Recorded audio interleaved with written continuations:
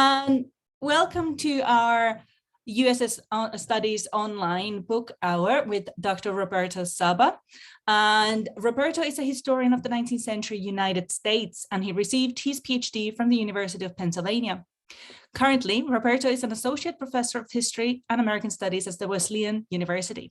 In his current and overall research work, Roberto is researching the broad Americas and its engagement with other parts of the world, approaching these subjects from transnational and comparative perspectives as he explores the emerging transnational structures.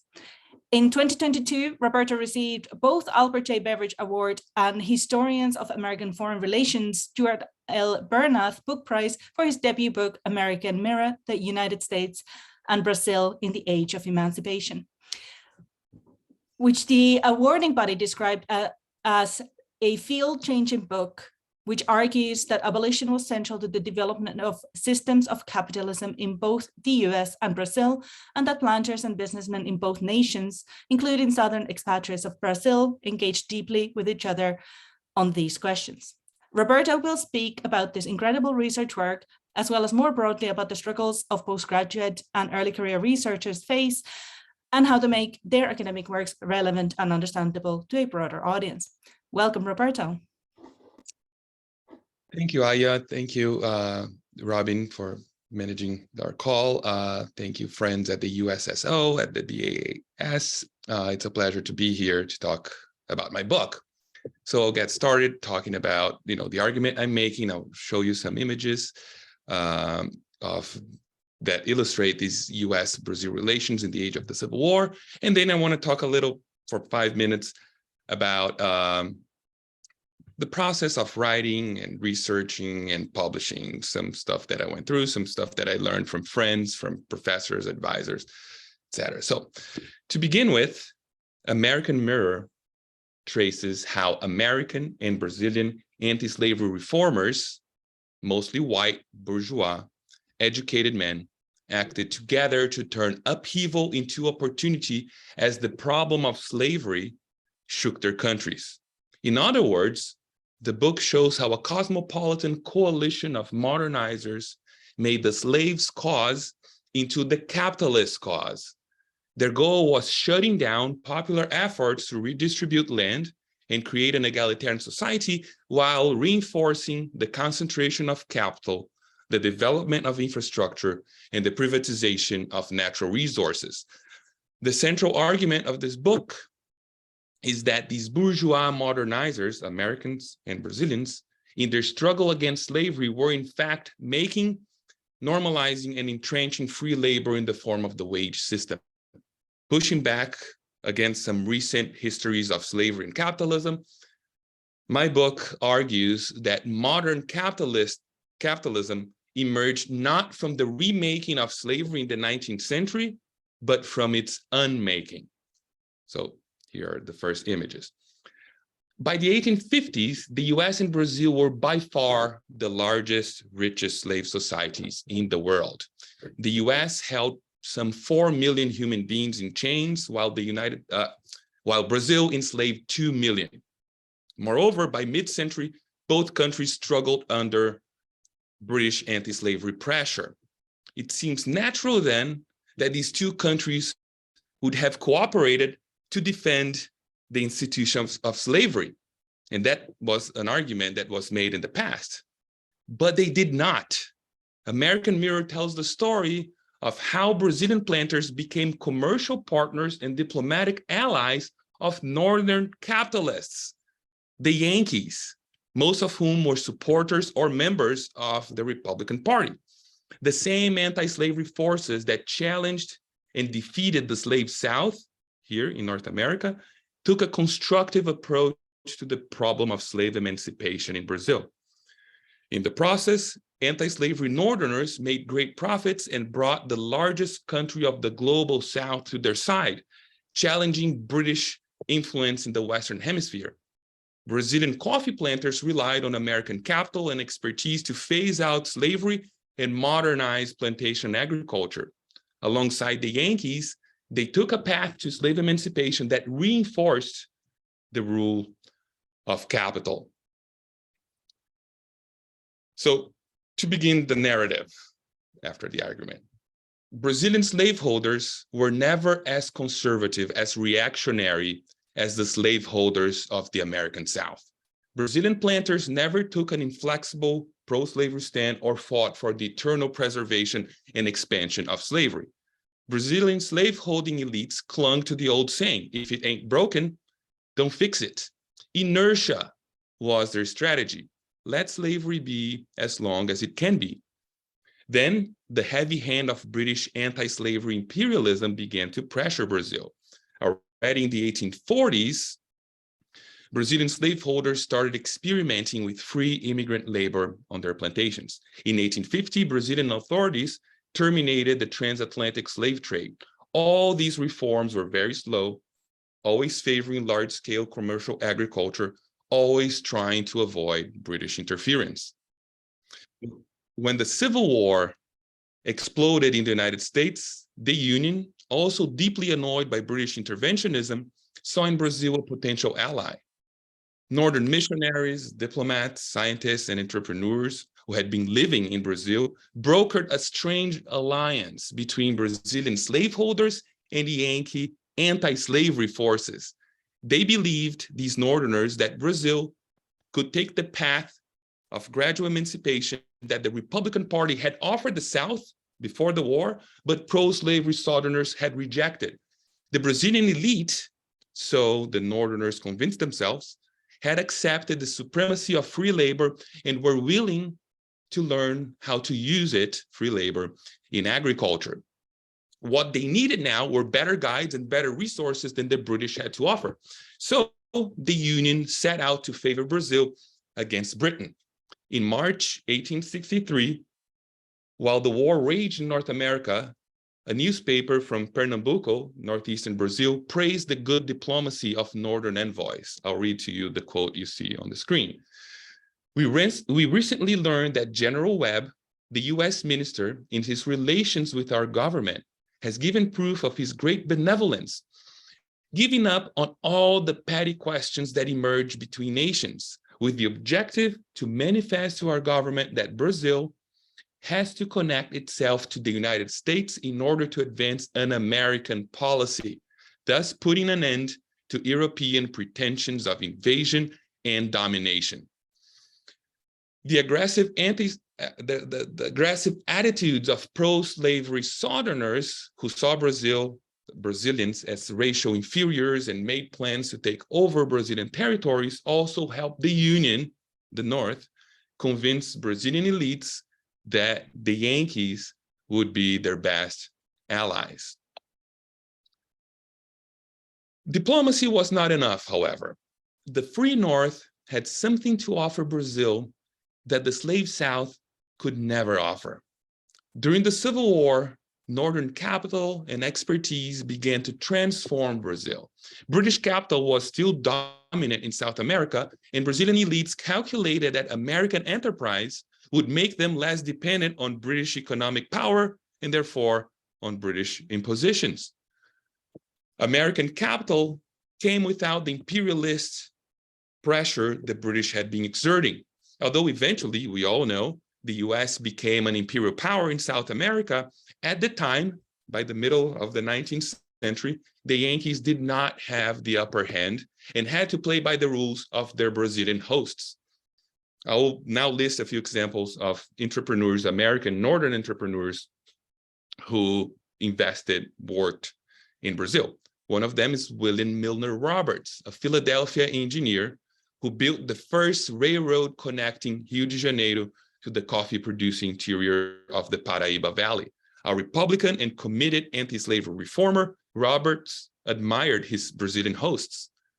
He wrote, "The Brazilian mind is quick in apprehending and appropriating, in contriving and arranging, and the spirit of enterprise having taken root, it is fair to infer that it will soon grow to be a tree which shall bring good fruit abundantly."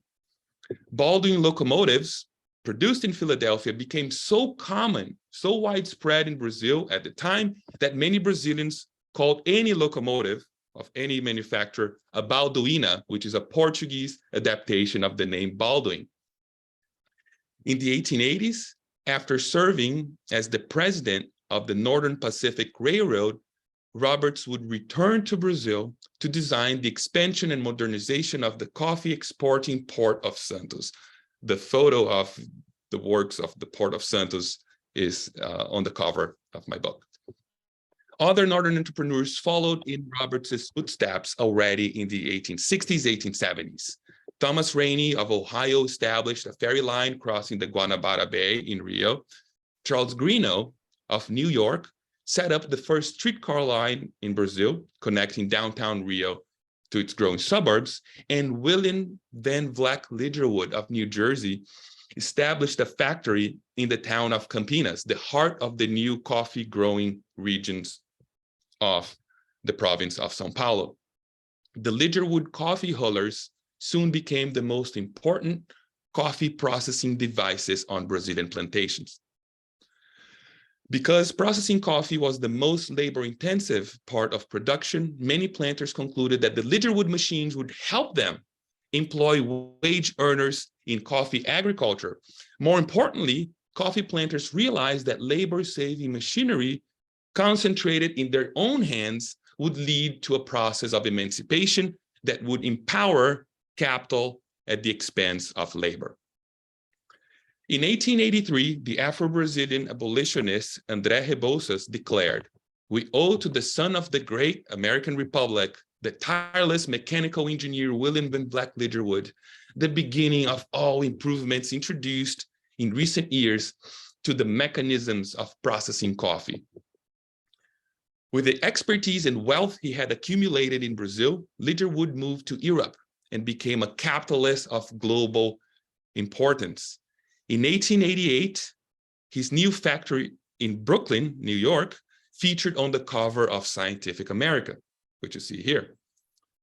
By the early 20th century, machines made by Lidgerwood Manufacturing Company could be seen at work in major enterprises such as the Panama Canal, the New York City subway, a port on the Amazon River, railroads in the American West, coaling stations in the Baltic Sea, and dams in Australia and South Africa.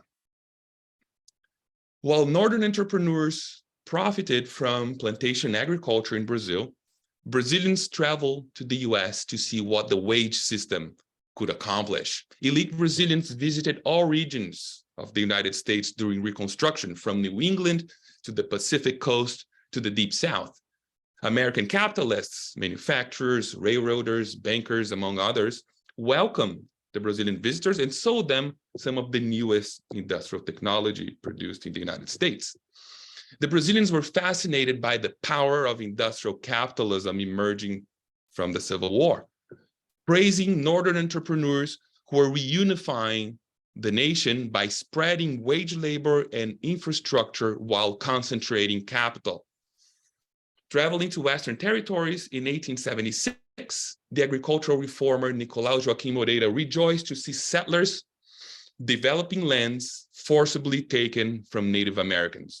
Quote, "Immigrants only enjoy true stability when they live close to consumer markets and means of transportation, maintain their religion, educate their children, and acquire useful knowledge. Thus, the railroad, the telegraph, the church, the school, and the newspaper are the 5 indispensable elements of American immigrant colonies."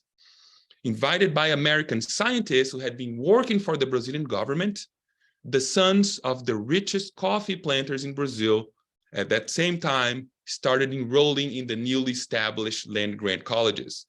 Cornell, the University of Cincinnati, and the Massachusetts Agricultural College were some of their preferred destinations. When they returned home, these young men applied what they had learned in the United States to Brazilian railroad construction, urban infrastructure, and manufacturing. More importantly, they refashioned plantation agriculture by testing with forms of wage labor coupled with industrial technology. A British researcher of the coffee industry who visited São Paulo, the province of São Paulo, in the late 1870s, admired the spirit of enterprise of the new generation. He wrote, "The young Brazilian engineers, nearly all of whom have been trained in the United States, go at their work with a heartiness unknown to the fazendeiro, or the old coffee planter. These US trained engineers brought about a true agro-industrial revolution to São Paulo, making it into the most developed region of the global South by the late 19th century. Brazil paid for American technology and expertise mainly with one commodity, one that I'm consuming right now, coffee. Coffee was the fuel of American capitalist expansion. Better, it was the fuel that made overexploited bodies keep working. It all began during the Civil War. Seeking to boost morale and energy, the Union imported some 40 million pounds of slave-produced coffee per year from Brazil.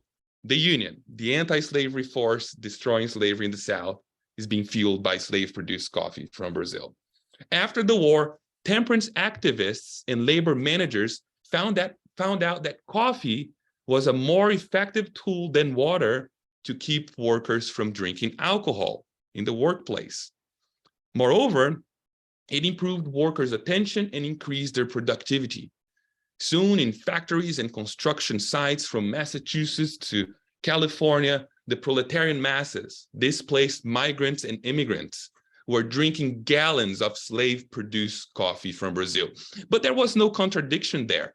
Northern coffee promoters, many of whom had anti-slavery backgrounds, trusted that Brazilian planters were using money from the coffee trade wisely.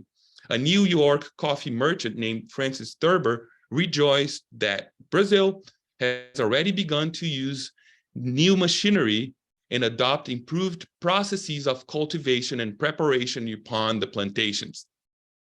These processes, he trusted, would lead to a smooth transition to free labor in Brazil without the upheaval that had taken the American South. In the 1880s, a popular movement formed of enslaved people and radicalized working and middle-class Brazilians took the streets and soon spread to the plantations. In 1888, the political elite became convinced that it was better to yield to the pressure, to the popular pressure, and abolish slavery. The coffee planters were not caught off guard, however. They had expertise and technology from the US to make the transition they had been planning for decades. Richer than ever before, thanks to trade with the Americans, the Brazilian planters decided to pay for impoverished immigrants from Italy to move to Brazil. They understood that by expanding the workforce, they would be able to pay low wages to free workers on the coffee plantations. Northerners couldn't be happier with the news of Brazilian emancipation. The Boston Daily Advertiser wrote, "A curious fact is that one great means used in Brazil to secure emancipation is the same that President Lincoln proposed without avail to the South." In other words, Brazilians had done what the Republicans had planned to do from the very beginning, but had been prevented by reactionary Southern planters. Reflecting on the broader meaning of slave emancipation, a Chicago newspaper commented, "Much the greater proportion of the coffee and sugar of the world now is grown by free labor. And it is beyond question that the production of these articles has increased vastly and their quality undergone improvement since the time when they were all but entirely produced, entirely the products of slave labor." By the early 1890s, few years after emancipation, Brazil was producing record amounts of coffee with wage labor, most of which continued to be exported to the United States. By 1909, and I'll begin to conclude here, Joaquim Nabuco, the most influential of Brazilian abolitionists, who was then serving as ambassador to the United States, reflected on the path the post-emancipation world had taken. "The idea of civilization," he wrote, "has been up till now associated with individual initiative, in landed property with the system of small estates, more than with latifundia, in trade and industry, more with competition than with concentration. But there's evidently now in progress an evolution in the sense of unification that can be called American. Great nationalities, cosmopolitan trains, fast boats, airplanes, cables, wireless telegraph, Hague conferences, all seem to announce that the new tendency of mankind in every direction is the merger.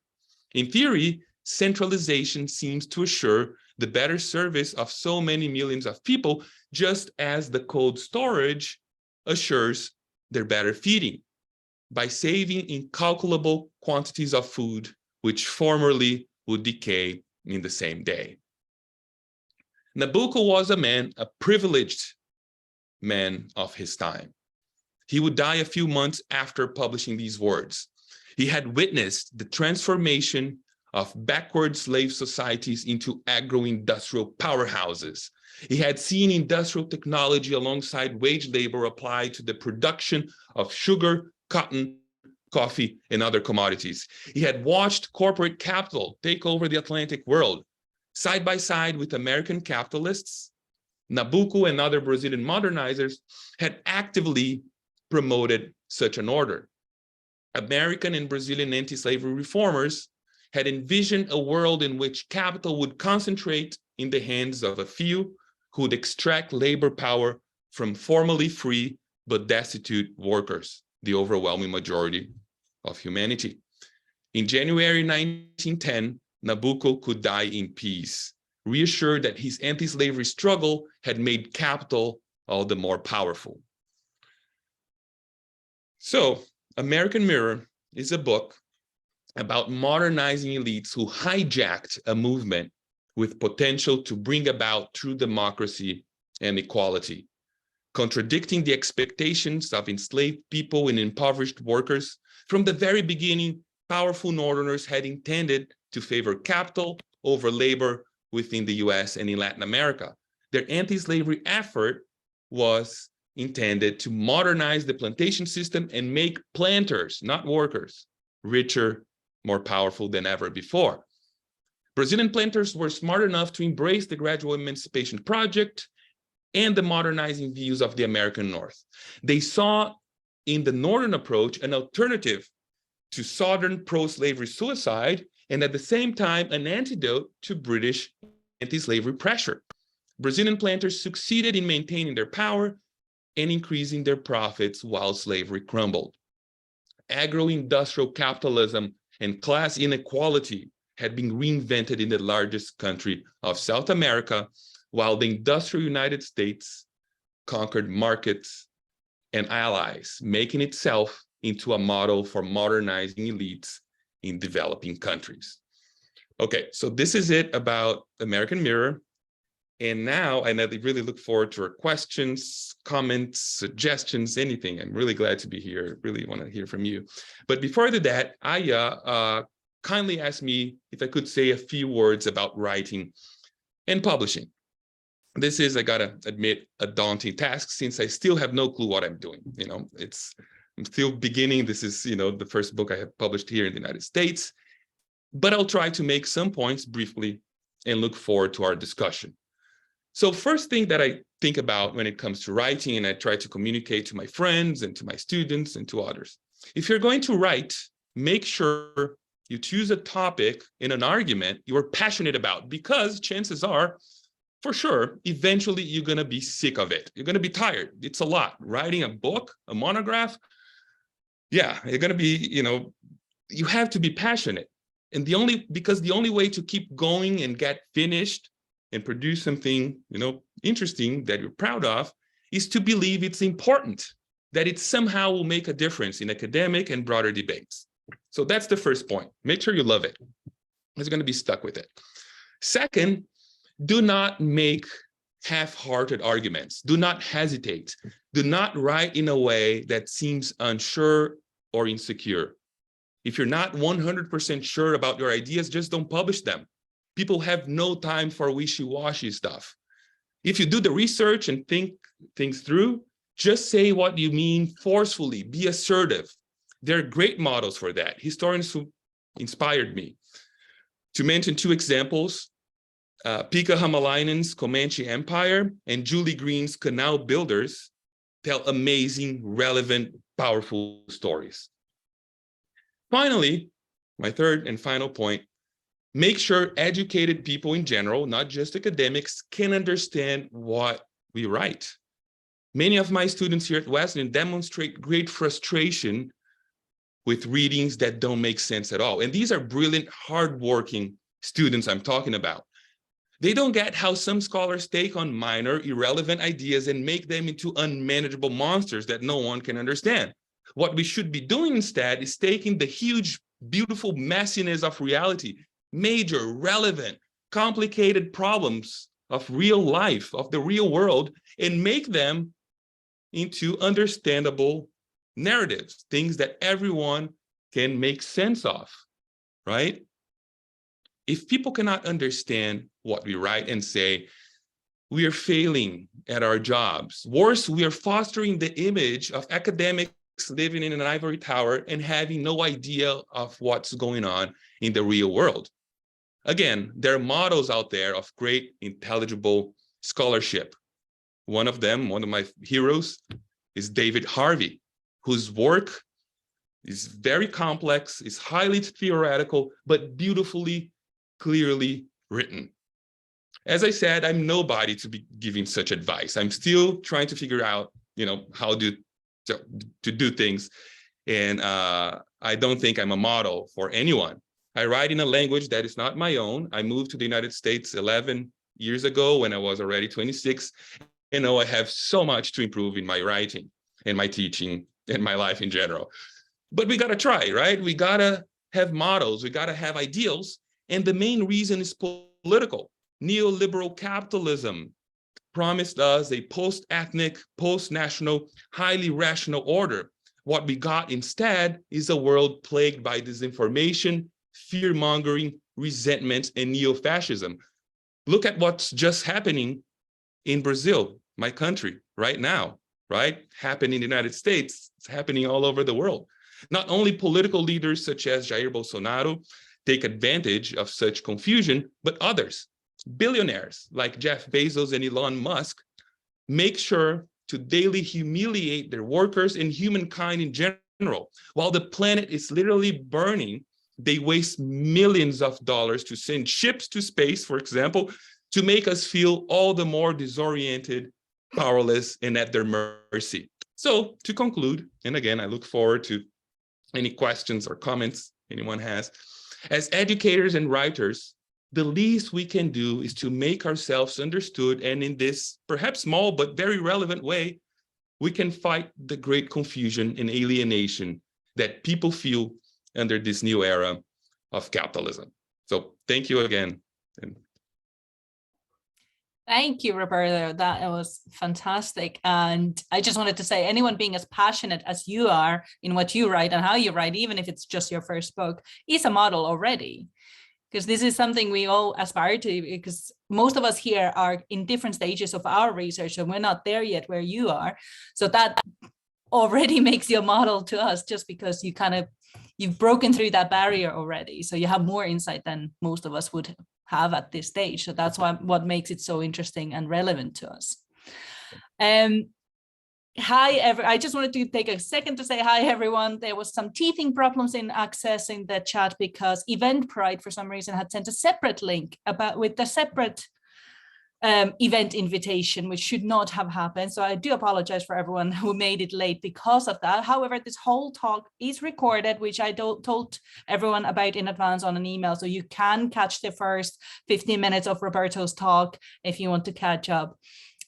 In the meanwhile, I would like to invite everyone to post their questions and join or just share any comments or thoughts they might have. And while I'm waiting to see if anyone else has, I would like to read out a couple of questions that were sent to me by a PhD student at the University of Edinburgh.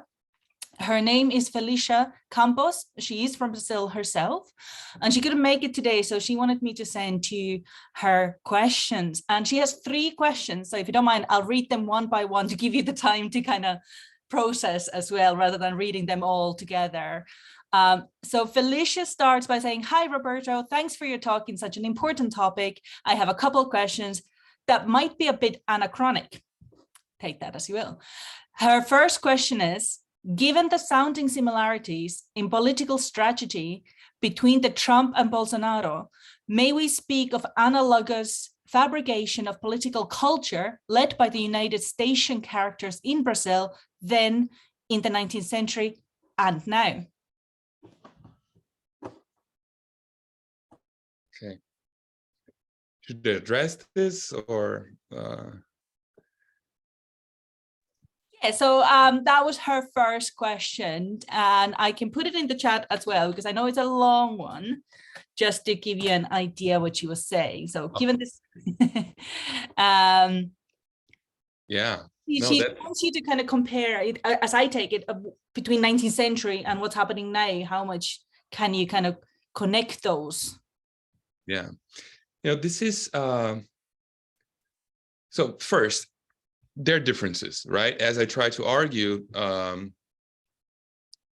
in the 19th century, during the Civil War, because how powerful the British were and how divided the United States was and how initial, the process of American global expansion and influence was, Americans did not have the upper hand in their relation with Brazil. These Northerners who go to Brazil, they're actually learning. That guy Lidgerwood, who ends up actually, I think, in Edinburgh for a while, he goes to Brazil and he's, seeing what the elites want, and he's shaping his business, his attitudes, his whole image as an American, as a capitalist, from what the Brazilians expect. These are very rich Brazilians I'm talking about. They're, political, economic elites, some of the richest planters in the world at the time. That changes. For example, Felicia will know for sure the historical context in 1964 when the US sponsors a military coup in Brazil. It's totally different, right? Then the US is an imperial power, and that there is no way that Brazilians can minimally control that influence, although there's always negotiation, coalitions, and elites working together. And I think that's the main similarity that we still see, that we see the long-term history, and we see now with Bolsonaro and Trump and their supporters and their, advisors and all that. It's an intra-elite pact. You have groups who are on top and who are anxious about, changes from below, that are acting in ways to prevent that change from coming, right? And they see parallels in terms of race, in terms of geography, in terms of relations with Europeans, in terms of demography with one another, and realize that they can not only compare, but they can work together in order to prevent these movements from below. That's the history of these anti-slavery reformers that I write about, hijacking abolitionism, making it into something that favors capital and not labor. And this is what's happening now, after the election of Barack Obama here in the United States, or Lula in Brazil, Luiz Inácio Lula da Silva. You see elites in the two countries working together. Of course, I haven't done the research, but that's a book to be written. That's a great idea. And I think we need to think in long terms of how elites come together in different countries to preserve their status. Thank you. So Felicia has inadvertently given you an idea for your next book, so that's great. Her second question is, how do you see the current political and cultural influence between US and Brazil? And is it only one way? How does Brazil influence the US? Yeah, no, that's a big question, and one that even to think about the 19th century, I had to think through. I think, again, today, there's an imbalance there. The United States is much more powerful. You think about, about culture, right? How the US exports music and movies and news and content in general all over the world, but doesn't necessarily receive anything back or much back.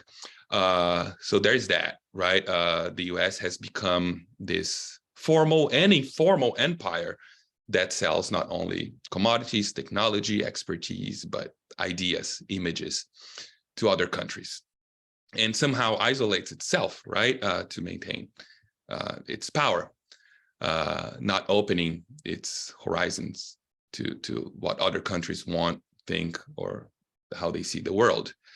But, if we go back to that coalition of elites, you still see a lot of exchange, right? And, universities are part of it. Media is part of that. You have Brazilians coming to the United States to study, to learn, to travel, to buy, to make business, to invest, and you have Americans going in the other direction. So I'd say on a general popular level, it is a one-way relation, but when you get the elites, they know each other. They visit themselves, they circulate, and they see them, and that's why they're so powerful, and they have been so powerful.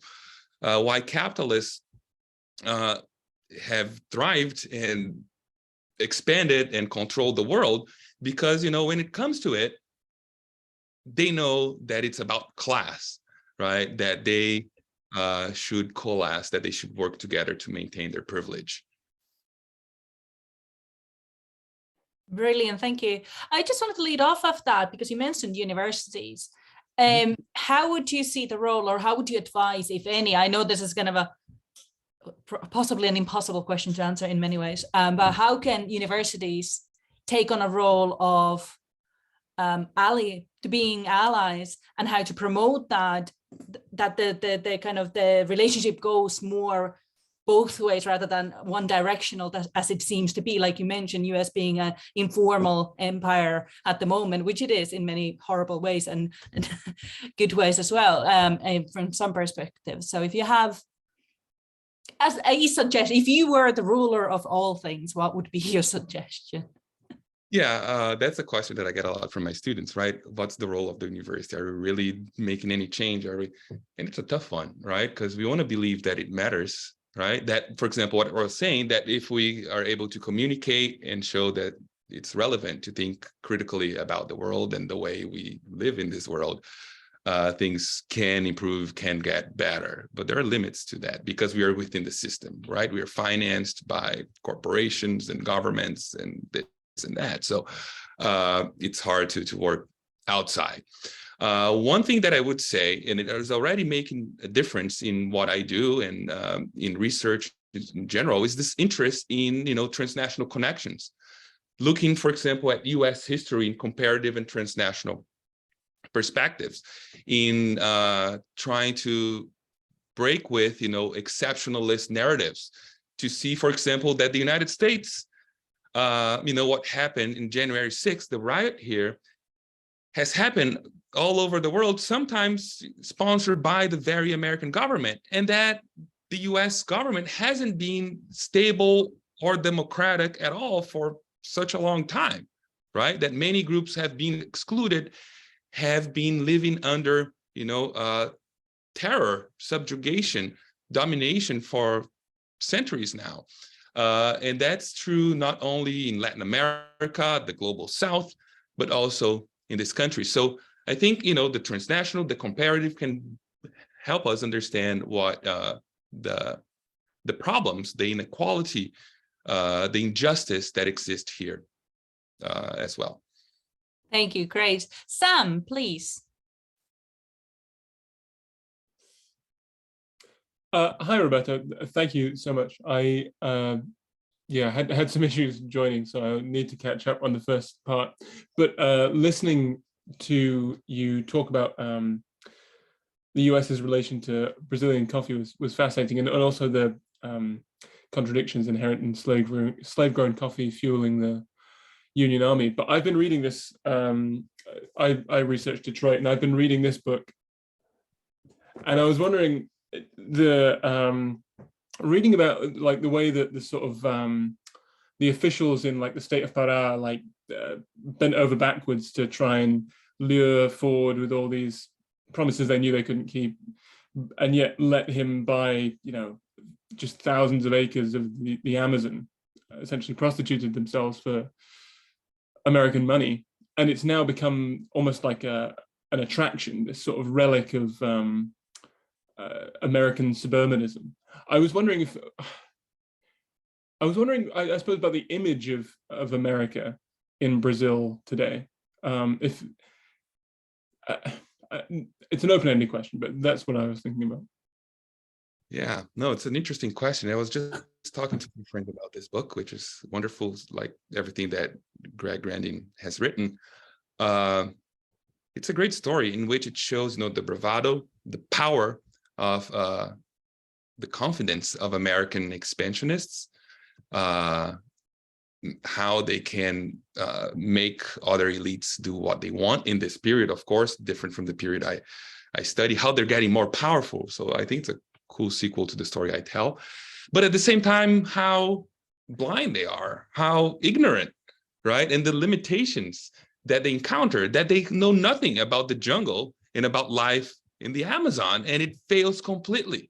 So it's ironic in that sense, and it's true of imperialism in general, be it the British, the French, the Belgians, the Americans.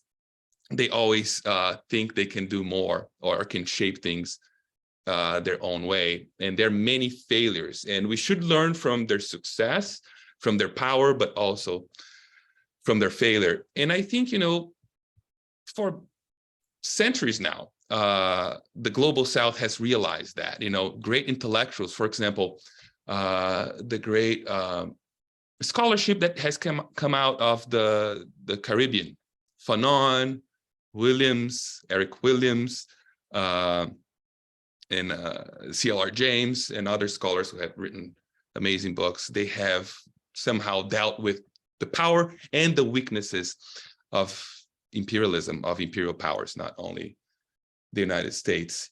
And what I was saying about January 6th, the riot, many people were not surprised, right, that was taking place here in the United States, because they know that, the giant is not that powerful, and that somehow there are ways just average people can fight. I'm rambling here, but I think there's people in Brazil and all over the global South are more aware of the contradictions and weaknesses of imperialism and capitalism than we in academia, educated people, are aware of. I think that's my main point. Thank you very much. I completely agree. Okay. Great, thanks, Sam, and thanks, Roberto. Molly, please. Hi, thanks, Roberto, so much for this talk. It was fascinating and kind of amazing how little I knew about this before this talk. And I'm glad I know a little bit more about it now.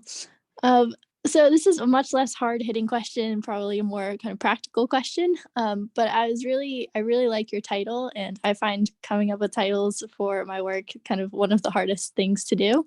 And so I was wondering how you came up with the title American Mirror for your book, and if there was any sort of practical reason that you might kind of want to put American in the title if you were thinking about perhaps an American studies audience, or if there's any kind of thought process behind that you could share. Yeah, thanks, Molly. Thank you for your kind words and for the great question, because the way I remember it, I was waiting for takeout with a friend for pizza, my good friend Caleb Knidlik, and it just came to me. I thought that it would sound good. It would look, US centered, but with something else. And with the subtitle explaining what it was about would be good. Then talking to my friend and to other friends, we were thinking about like how American can be a mirror of the Americans, right? And also American-made mirror. So it's both a mirror of what Americans wanted to be, wanted to happen, for example, in the South, the process of emancipation. So Brazil serves as a mirror for the United States, but the United States is a mirror for Brazil in that, it becomes a model of development, of industrialism, of progress. Now, these are, rationalizations that came after. I can't explain how it came to me, but I had many options. I can't even list them now because they're so terrible. But this was the one that made more sense as I kept thinking of it. Wow, that's great. Thanks so much. Thank you, Molly, and thank you, Roberto.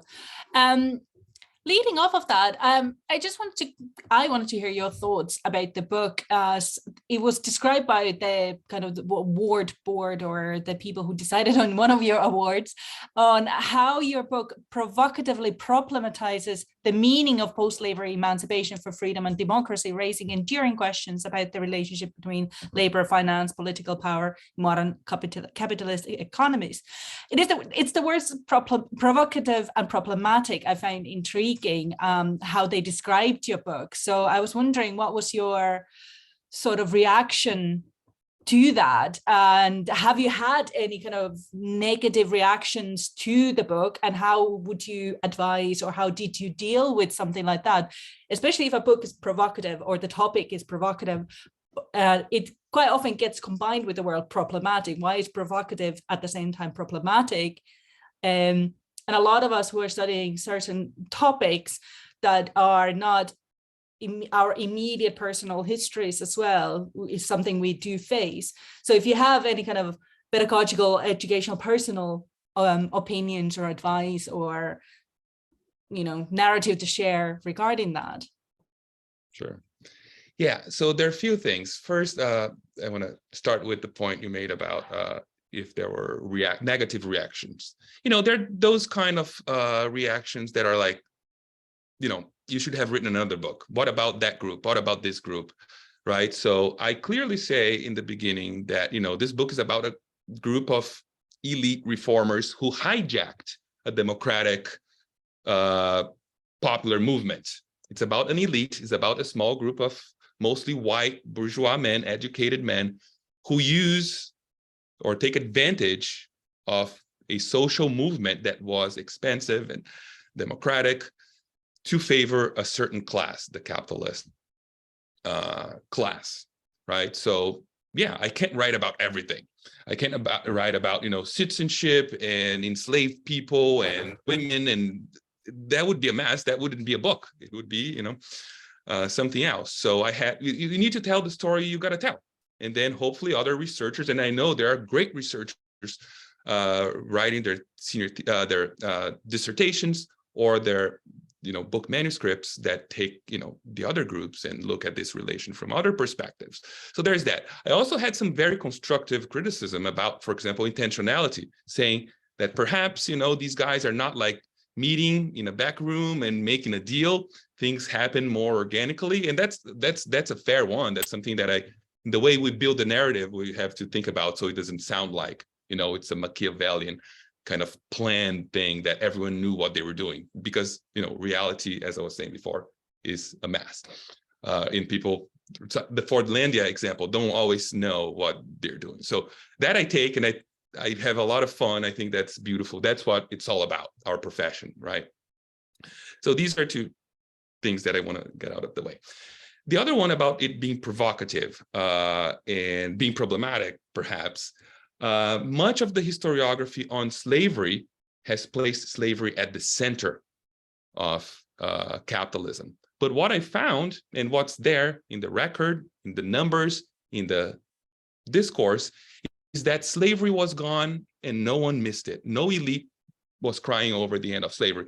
Actually, both the United States, Brazil, the British Empire, they all got much richer after slavery ended. So that's a question that I wanted to bring, right? If slavery is so central, as the historiography has been arguing, how come after slavery ends, capitalism booms, right? So that's one of the provocations. Another one is to look at this missing piece of the anti-slavery movement, right? That they were, that there were many alternatives to the post-emancipation world, how to rebuild capitalism after emancipation, but one specific project won, right? This one that was pro-capital, that concentrated technology and expertise, that made people who had been fighting, for example, and that's the same, the United States, but you have something similar all over the Americas, the 40 acres and a mule, right? Proprietorship, small businesses, community life. How was that destroyed is my question, right? And it was destroyed because some people took advantage of the movement, hijacked the movement, made the movement that was about freedom into a movement that was about capital, about accumulation. So these are the problems, these are the provocations, and I'm always open to debate them. But yeah, hopefully I'm making myself clear on what I'm doing. And from there, anyone can disagree, can attack, can go after me, but yeah. I think that's the whole point of any research work we do is to provocate and to get responses, and then we get more research. Someone, doesn't agree with you or has a different perspective, that's the book they can write. You wrote yours.